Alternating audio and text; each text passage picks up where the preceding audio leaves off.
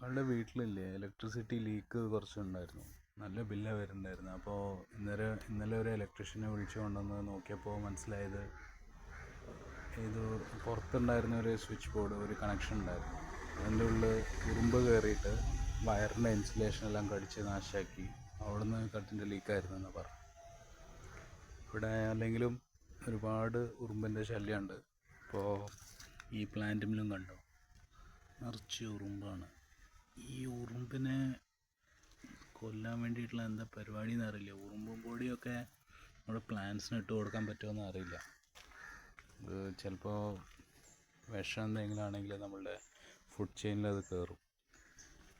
അപ്പോൾ ആർക്കെങ്കിലും ഒരു ഐഡിയ ഉണ്ടതിനെ കുറിച്ച് വെച്ചാൽ, ഈ ഉറുമ്പിൻ്റെ ശല്യം കുറയ്ക്കാൻ വേണ്ടിയിട്ട് നാച്ചുറലായിട്ടുള്ള എന്തെങ്കിലും മാർഗ്ഗങ്ങളുണ്ടെങ്കിൽ പോയ്സണൊന്നും ഇല്ലാണ്ട് ഒന്ന് പറയണേ കമൻസിൽ.